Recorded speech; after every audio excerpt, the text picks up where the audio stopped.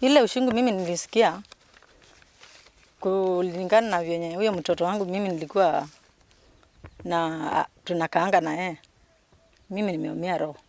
Sababu mimi nilikuwa nimeweka tegemeo yangu hapo kwa huyo mtoto. Na ile gharama, hata ile gharama niliweka hapo.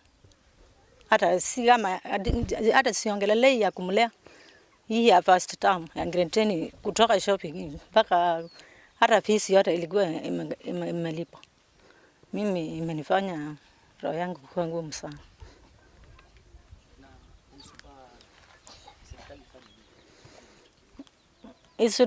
Itashughulikia tu tupate haki.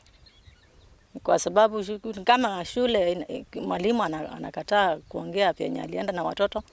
Watoto wengine wanasemanga walienda naye na walimwacha kwa mto.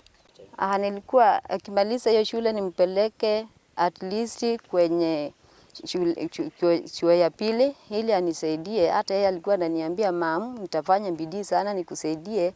Venye ulikuwa unateseka sana kuchimba huko, kulimia watu huko na kufuna na kuchota maji, nitakusaidia, utapumzika ukae kama wale wa mama wengine. Nitakusaidia kama mamu wangu, mimi sina shida na wewe, lakini Mungu akinisaidia tutafanya hivyo. Nimembakisha karibu tu mwaka moja na nusu, nikimaliza utakuwa wewe tajiri hata watu wachagae. After sasa tulitoka kwa mto. Principal alienda akatubaia biscuit na maziwa ndio tunyamaze hiyo story. Alafu akasema atatulipia fees ya term 1 yote. So tunyamaze hiyo story. After sasa ndio venye tulirudi shule. Sasa unajua sasa wasichana nikawa walikuwa wanataka kunyamaza hiyo story. But sasa maboys wakakasirika, wakasema wao zinyamazia story ya rafiki wao na amekufa. After sasa tulienda time ya kulala. After sasa tulienda kulala. Sasa boys moja akasema wenye kuna watoto wali drone na tunafichwa. Si hadi tulikuwa tunadhania principal angeenda cooperate atuambie kuna watoto wali drone, lakini yeye hakutuambia. Sasa watoto ndio wakaanza kufanya strike. Strike ilianza saa I think saa 4. Ndio tunaenda kulala saa 4. Strike ikaanza.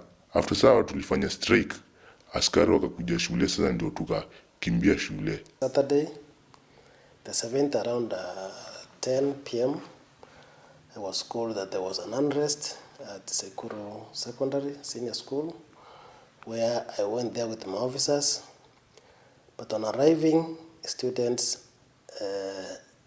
especially boys, disappeared to the darkness. We stayed there for some time. We talked with teachers, and there was a matron who confirmed to us that all girl child are in the dormitories. Then we left the area secure, but we had rumors that that day there were educational tour at a farm, an irrigation farm near River Tana. So the following day we had to come to seek further clarification and information.